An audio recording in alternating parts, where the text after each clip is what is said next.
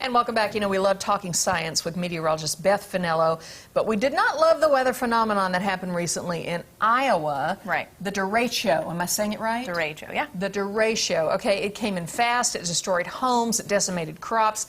Explain what that is. So a derecho is a widespread, long-lived windstorm that is associated with a band of storms that can move anywhere between 200 plus miles of distance. So this one traveled from Iowa through Illinois, through Indiana, you know, several hundred miles, and it causes a lot of wind damage. This specific one saw wind gusts anywhere between 100 to a report that came out yesterday, 140 mile per hour wind gusts. So you're talking tornadic strength wind. Correct. But it's not in a smaller area. Right. These things, as you said, they can stretch out 200 miles and then... And go. Just push through several states. Like a big wide plow coming through. Exactly. So that's what makes it a derecho, I guess, is the speed of the wind and the distance of this. Wow, unbelievable. So people are, there's some people living in tents there. Yep.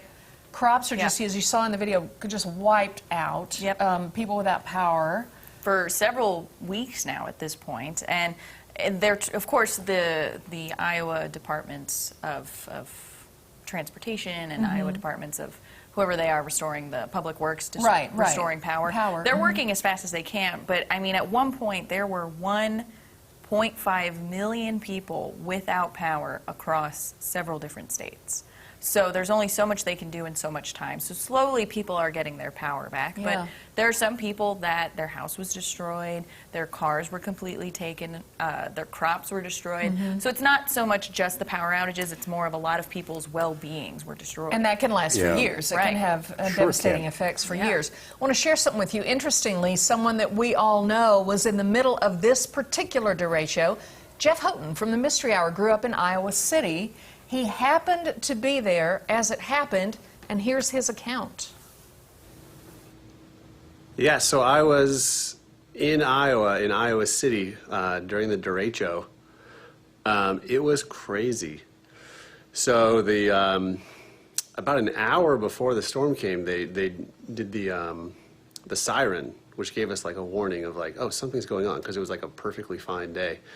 In fact, we were going to go hiking north of town nearer Cedar Rapids, which would have been a disaster.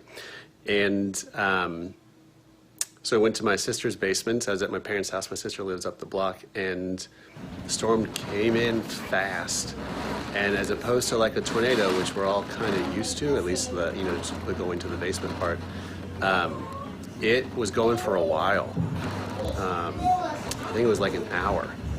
And I watched trees come down and big branches come down, and then we come outside when it's done, and there's just trees down everywhere. A few houses down from my parents, a whole tree went through the roof, and then right behind them, a whole tree went through the roof. And then we just spent the rest of the day like helping people get branches out. And so then to see the destruction just a little north of Iowa City, where I'm from, in Cedar Rapids, I mean, I think they say it's almost like a hurricane force winds, and just a lot of damage that hasn't gotten a ton of attention. So it was a crazy thing to be through, and made me thankful to go through, and made me thankful for basements, really. Yeah, thankful for basements. Can you imagine if they had gone hiking and were out in that? Yeah, that's something I can't imagine. And he mentioned the sirens go off. Our sirens go off when it's 74 plus mile per hour wind gusts reported.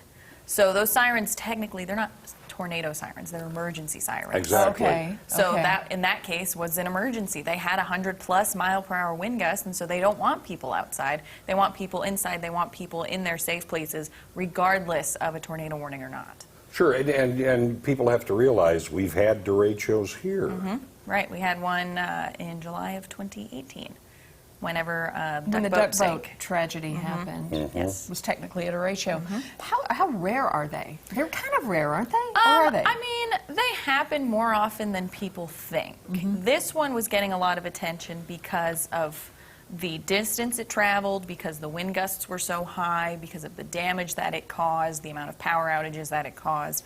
But they do happen. This one just got a lot of attention. Are there anything that people should watch for, be aware of? Whenever a severe thunderstorm warning is issued, you need to take those seriously. Yeah, don't go out and look. No, they're not just for fun. Like, Yeah. you need to take them seriously, and you need to read the text hazards. You need to read the wind gusts, the hail sizes, Yeah. the rain rates. You just need to stay educated. Sirens go off, take cover. Yes, yes, Yeah. regardless Yeah. of a tornado warning or not. Okay, meteorologist Beth Finello. I Thanks, love that. Beth. All this science stuff fascinating to me.